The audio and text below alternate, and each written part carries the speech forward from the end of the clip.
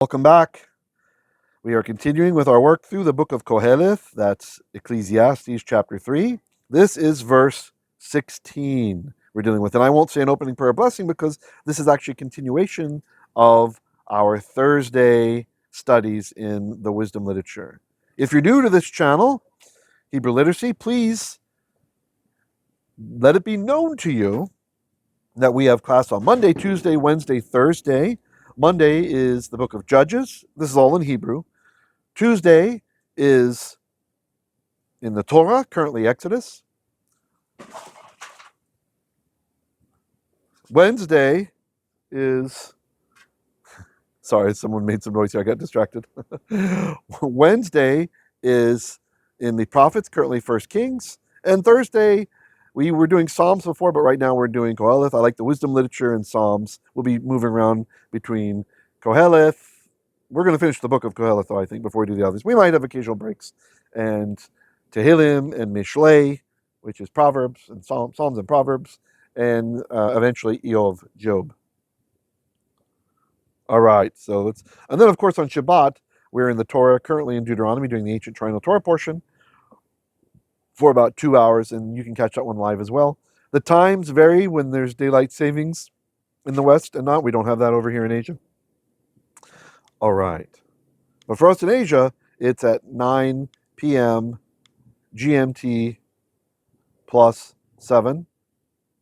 Wait, I apologize. That's GMT plus 8, also known as China Central Time, same time zone, or Philippine Standard Time. All right. That varies throughout the year from 8 a.m. and 9 a.m. Eastern Standard Time in the United States. All right. Qoheleth, Ecclesiastes chapter 3, verse 16 in the Hebrew. I will scan it first. Ve'od ra'iti tachat hashamesh. Umkom hamishpat. Shamah. Haresha. Umkom hatzedek. Shamah. Harasha. Ve'od. And od. Ayin. Vav. Dalet. Still. Ra'iti. So the T, that's showing the number, the person there, of the verb, is I. It should remind us of I. So here I've made a little note for you over on the side. When the verb ends in T, Tav, Yod, that means I. And this Ra'iti, sorry, I didn't mean to do a blue squiggle there, is Resh, Aleph, Hey. Verbs that end in Hey, they will follow this pattern. There'll be another Yod there before that ending there. So for example, you saw is Ra'ito. I turned from Pane is Paniti. Paniti.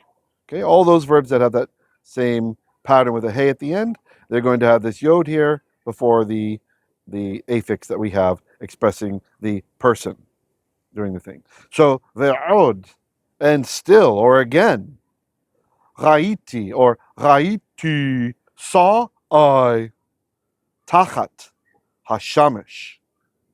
Tachat is in a construct state. I don't usually mark this one, but I just wanted to, so you would be aware of how the thought sounds in Hebrew. Tachat is under, and then because it's construct, of, hash, the shamish, sun. And the reason this is shamish, you probably, if you learned this word already, if you did it from one of my Hebrew vocabulary videos, we have shemish there, you probably have learned it as shemesh, with the 3 dots under it, making the S sound, the segol. And that is how you normally say the word. It is shemesh. Shamish is not a word. Shemesh is. What's happening with the shamish? Well, the comments is a longer vowel. And if you're a visual learner, you'll see I have a glowing etnachta here. That guy is glowing, showing you that it is lengthening. It's causing the lengthening of the vowel. So the short vowel segol is lengthening to the long vowel comments. By the way, this is overwhelming. You do not need to know this. I just try to have something for everyone in these classes so that you can continue to work through the Hebrew scriptures with us. My goal, bli neder, my goal is to have it so that eventually we work through the entire Hebrew Bible together. So it would be possible for a person to just watch these videos and go through all of the Hebrew Bible, especially for people who've had that as kind of a lifelong dream to read the scriptures in the original language. That's That's something I'm not promising we'll get there, but I intend to do as much as we can to fulfill that goal. So whether you're just learning to read or whether you're deep, you can do that this way. You don't have to understand all of everything every lesson. Just keep going with us, especially if you can do Monday, Tuesday, Wednesday, Thursday, right? Get those 8 teachings, or really 4 teachings, but the 8 15-minute teachings, right? And if you can do the Shabbat, that's gravy, that's bonus. If you can do the Hebrew words of the day, little 60-second videos, I got a couple hundred of them, that will really help too. You will get to fluency. You'll get there. And you can accomplish your goal of having read probably 3 times, because we go through each verse at least a few times. So you will have read the Hebrew Bible 3 times. How great would that be? So anyway, that's part of the vision, part of the goal here. The main goal is to get people to have access to the Hebrew scriptures. There's kind of a secondary goal of leading many people to read all of them, or at least the Torah completely, and some of the important prophets in Hebrew. Okay, so shemesh becomes shamash. Okay, the shemesh, the sun.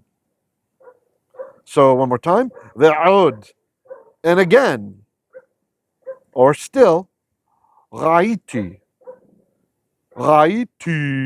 saw I, or noticed. I noticed. Ra'ah can have the idea of notice, which might work a bit better here. Tachat, under, and we're not going to say of because it doesn't sound right in English. Hashamesh, the sun. Umkom, hamishpat. So here we have a construct chain. Check our legend out. Oops, I didn't have the blue picture in this one. Sorry, I deleted that out as I was kind of Frankensteining some slides. Anyway, when I have it highlighted with blue like that, or if I have the aqua line around it, that's the construct state, okay? So, mekom, mem, kof, vav, mem, it's usually makom. If you've learned this word, you've learned it as makom. Ma, with that vowel, the looks like a capital T, the comma's under there. Makom. Makom means place. And this is also one of the divine epithets of Hashem. He is hamakom. He's the place, the place. We have different titles when we're praying to Elohim, that we might use those different titles to help us to have the right kavanah, praying to him, to appeal to him, to his attributes for whatever prayer is at hand. You might refer to him as Elohim or Elohim when we're asking for justice in a given situation, or to him as Adonai when we're asking for mercy, right? Or Abba when we're appealing to the chesed or the chasidut of his father-like nature to us, or El Rafa when we need to be healed, right? Or El Nasi when we need some kind of visible public event that he is in control and he is in charge. And many other titles, right? El Shaddai when we need to know that our needs are met, right? That from the God who provides. I know it comes across as God Almighty. That's because of the Greek translation. But it's really God who provides, God provider. He's a provider. It's related to the word for breast in Hebrew, as a mother provides milk for her child. And hamakom is, the sages teach, referring to the omnipresence or the present nature of God. And this is a way to pray to him, to appeal to him when you want to feel his presence. Maybe you feel distant from the Creator. And so you can pray to him as hamakom. So makom, but it also just means place, right? Okay, so I don't mean to over spiritualize the word. Hamakom can mean the place. A makom, the place. And what happens is when you have an accented syllable, just after that vowel, just after the comma, it's the one that looks like a T, and then later the accent moves further in the word, that comets will reduce into a shwa. It's kind of the opposite of what we saw with shemesh becoming shamish when there's an etnachta there, right? The etnachta is causing it to be pronounced longer, right? So you would have memorized this or read this not as ha shemesh, but as hashamesh, right? And that's why it got lengthened, right? Because the extra emphasis. In this case, makom is being shortened because words in the construct in Hebrew, when they're read together like this with an of in between them, they actually were read in ancient times as a compound word. Like in English, you might have the word house and the word boat, And we actually have a compound noun that's formed from those two coming together. There's a thing called a houseboat, right? People live on a boat. I'm not talking about yachts or sailboats or something. There's a special kind of pontoon boat that's called a houseboat. And each word has its own accent when it's separate. House, boat. But when you put them together, you don't say house, boat. I live on a houseboat. To a native English speaker, that just sounds strange. The same thing with biblical Hebrew. When you took makom and you took hamishpat, the judgment, right, or the justice, and you read them together as a compound word, you didn't say makom hamishpat. Instead, the ancients read makom hamishpat, houseboat, not houseboat, but makom hamishpat. So that is why that shortens, in case you've ever wondered what's happening there. This is called the construct state. So when a noun goes to the construct state, it oftentimes will have certain changes that occur internally. It's the same word, but makom means place, and mikom means place of. Place of. Okay? So place of mishpat, the justice, or the judgment. And because the last word in the chain is definite, just like we saw yesterday when we had a proper name, a proper noun, a name as the word that's at the end of the construct chain, then you try to say the to all the other words in the chain. In this case, just one other word, makom. So in translating this, I'm going to say the place of, and then we don't need to say the justice or the judgment. Again, we just say it, the judge or just judgment, the place of judgment, the place of justice. So if you're an auditory learner, what you want to listen for is the text saying makom, or is it saying mekom? Hear that? Me. Ma versus me. If it's me, then you know it's of. Makom is place. Mekom is place of. Makom, place. Mekom, place of. This happens with other words too, but it's often very subtle, right? For example, bane. Bane. Beit nun means son. Son. Bane. But ben means son of. Bane, ben. You hear it? Eh. So Bane is son, Ben is son of. Hence the name Benjamin or Benjamin, son of the right. Right? Not Benjamin, but Benjamin, or a son of Israel. We don't say Ben Israel, we say Ben Israel, a son of Israel.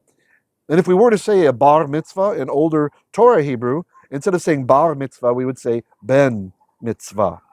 Okay? All right. How you guys doing? Okay, let's continue on. Shamah. Shin, mem, hey. Shamah, which we don't really have one word in modern English that expresses this well. In kind of older Victorian English, it would have been thither. Thither, right? There's there. Sham means there. And shama, it's got the hey locative that we discussed recently at the end. It means direction towards that. It's like ward, like homeward. I want to be homeward bound. Like where you're going? Towards home. So really, shama means the is toward sham, toward there. Haresha. Haresha. The resha. The wicked. The wicked. Just checking the time so I can choose how much to talk about. Fine. Umkom. And now look, even if you didn't, or you don't have to look, you just listen. If you're listening, you notice mekom, not makom. It's not makom, it's makom. So again, it's place of, it's in the construct state. Ha, or hatzedek. Hatzedek, the justice. The place of justice, or the place of righteousness. Now, tzedek here, I'm going to translate as justice. Why? Because it's being used in parallelism with mishpat. So we had mekom hamishpat, mekom hatzedek. And using mekom in both of those instances, it causes a tighter coupling. Go back, sorry. Oi, where were we? What did I do? A tighter coupling between hamishpat and hatzedek, because it's mekom hamishpat and mekom hatzedek. So hamishpat, the justice, or perhaps the judgment, the justice, and hatzedek could either be the righteousness or the justice when we parse it into English, but really they're inseparable. In Hebrew, that's what righteousness is. It's obedience to the law. It's embedded in the Hebrew language. Tzedek, righteousness, equals tzedek, justice. There is no righteousness. There's no concept of doing a righteous deed that is outside of the law of God. Doing it meant you're following the law. Right? That's what it means to be righteous. It's to follow the law. So the u, we have an u in front of mikom because of our bump shwa rule. So here I've written that mnemonic here for you. Bump reminds us that of a bait or a mem or a pay or a fey. And the u in bump reminds us of the shurik. That's the vav with the dan in it making an u sound. And that's what we have here. Because the first letter is a mem, that's the m in bump. So the vav becomes an u. So this is just a conjunction, meaning and. U, mikom hatzedek, the place of justice. Shamah, thither, haresha, the wicked. So what Qoheleth is saying is that in the place of justice, there's wickedness, right? Or we could be really literal, in the place of judgment, meaning the court, there's now wickedness, or sometimes wickedness. And in the place of justice, also there is wickedness. And you might be looking at these two wickednesses and thinking, why is it spelled differently? Haresha and harasha. Well, again, we have a similar phenomenon to our etnachta here. Here we have a siluk, and I didn't make it glow. I didn't think about sharing about it until just now, which is changing that segol, the three dots, to the comets. It's lengthening it. Just like the segol of the word shemesh was lengthened to shamesh, right? So these are the two accent marks that do this more often than not. Etnachta and siluk. Siluk is always on the last word in the verse. And etnachta, you might have more than one in a verse. It's at the last word in a clause, typically. Okay? Not a Santa Claus, but sorry. Don't get mad. I couldn't help myself. Okay. All right, let's read one more time through. I'm going a bit long. Ve'od ra'iti tachat hashamesh. And also, or still, I have seen under the sun, umkom hamishpat, the place of judgment. Shamah haresha. There was wickedness, like wickedness in the place of judgment. Umkom hatzedek, in the place of justice. Shamah harasha. There was wickedness. Now, I want to share with you from the commentary by Dr. Rabbi Michael Fox. I think he'll do a better job clarifying this than I have. Whoops. He writes, alongside justice, there is wickedness. Better, quote, in the place where judgment should be, wickedness is there. And in the place where righteousness should be, wickedness is there, unquote. I like that, adding the should be. It's not in the text, but it is possible that that's the meaning. The terms judgment and righteousness combine to express a single concept, righteous judgment. So he's arguing for kind of a hendiadys that's been broken apart for tighter coupling. We do see those types of poetic usages occurring in the Psalms. Fox continues, the place of righteous judgment is, in principle, the court of law. The wickedness that Qoheleth finds there is the judicial acquittal of the guilty in exchange for bribes. Sforno, with reference to Isaiah 5:23. Isaiah calls Jerusalem the place, quote, where righteousness dwelt, but now murders, in chapter 1, verse 21. Okay, you guys okay? I'm just going to read through it one more time at a decent pace. No translation, just for those of you who want to test yourselves. Ve'od ra'iti tachat hashamesh, umkom hamishpat, shamah haresha, umkom hatzedek, shamah harasha. Okay. Hope you guys enjoyed. Special thanks to my patrons out there following me over on patreon.com/Hebrew Literacy. You can follow for free over there if you like, or choose to support if you want, whichever is fine. Thank you so much for all of my students. I'm so glad you're here. Please leave a comment if you had any comments or questions, and I will see you this Shabbat for the ancient triennial Torah portion currently in Deuteronomy. Shalom, shalom.